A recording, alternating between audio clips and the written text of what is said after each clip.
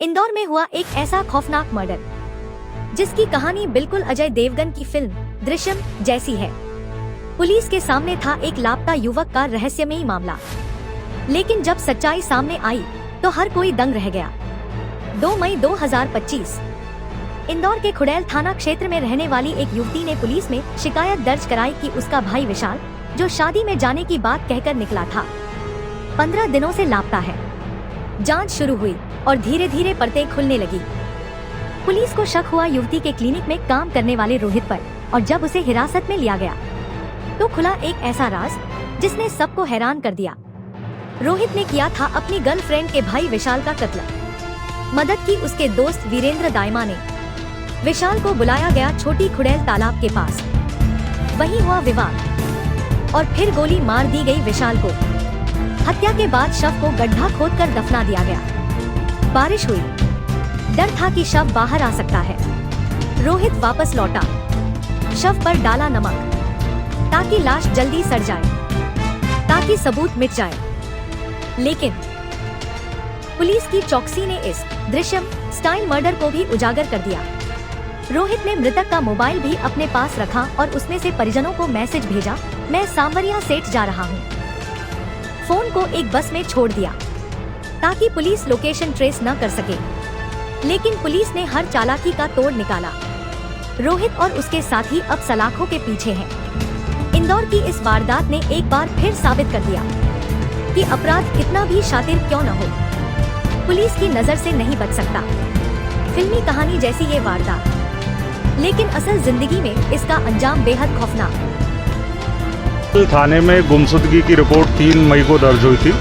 उसमें सैमलिया चाऊ का एक लड़का है विशाल चौहान, उसके परिवार के द्वारा बताया गया था कि वो शादी का कहने का बोलकर गया है कि शादी में जा रहा हूँ, लेकिन वो अभी तक नहीं लौटा है। उसके मोबाइल से वो मैसेज कर रहा है कि मैं सांवरिया सेठ जा रहा हूँ, लेकिन मोबाइल उठा नहीं रहा है। उस बात पर से पुलिस को शंका हुई कि इसमें कोई अन्य एंगल हो सकता है। पुलिस की टीमें लगातार उस दिशा में काम कर रही थी। एक विश्वस्त सूत्र से फिर मालूम हुआ कि एक व्यक्ति है उसी गांव का, जो रोहित परमार नाम का है, वो इस में शामिल हो सकता है इसको गायब करने के मामले में। उसको पुलिस ने हिरासत में लिया और उससे सख्ती से जब पूछताछ की तो उसके द्वारा ये कहानी बताई गई कि 1 तारीख को ही मैंने इस लड़के को, जो मृतक है विशाल चौहान, इसको गोली मार के इसकी हत्या कर दी थी और उसके एक साथी के सहयोग से इसको, जो हमारी पुरानी खुड़ैल के पास तालाब बना हुआ है, वहाँ पर इसको दफन कर दिया था और साथ में काफ़ी नमक भी उस बॉडी के ऊपर इन्होंने डाल के मिट्टी में दबा दिया था।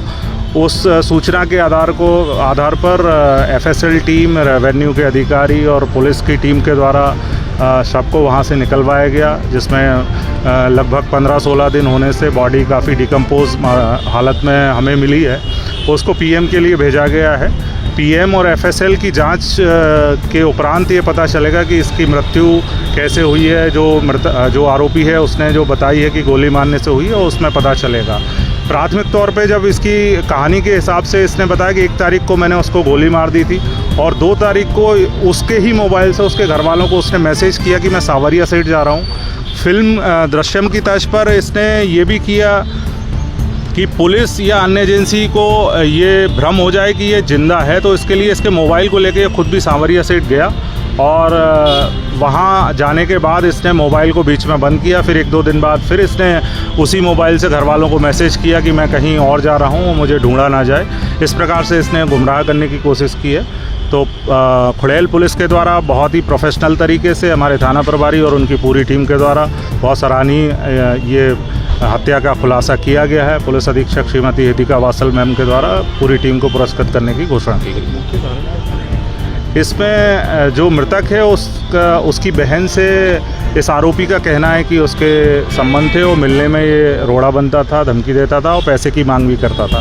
पर ये अभी आरोपी के द्वारा कही गई बातें हैं, इनको पुलिस विवेचना में वेरीफाई किया जा रहा है। उसके बाद जो भी आगे तथ्य आएंगे आपको अवगत कराएंगे। पिस्टल कहाँ से लेके आया था, कोई अपराधी? इसके दोस्त से ही इसने बताया कि उसकी सहायता से इसने पिस्टल ली है। अभी पिस्टल को भी इसकी निशानदेही पे सर्च किया जा रहा है और तालाब में फेंकना इसने बताया है। तो आगे जो भी चीज़ें आएंगी उसके हिसाब से इसमें तो कोई भी शामिल है इसके साथ देने में? इसमें अभी तक जो जानकारी है इसमें, चूँकि ये और इसके दोस्त ने प्राथमिक तौर पे जिस दिन हत्या की थी उस दिन शव को गाड़ने में इसका काम हुआ था। इसके बाद जब इंदौर में बारिश हुई तो इनको लगा कहीं शव ऊपर ना आ जाए, लोगों को दिख ना जाए, तो इन्होंने 2 लड़कों को पैसे दिए जो आसपास के क्षेत्र के ही थे, और उन लड़कों के माध्यम से फिर से यहाँ जाके काफ़ी मात्रा में नमक बॉडी के ऊपर डाला और फिर से उसको दबाया।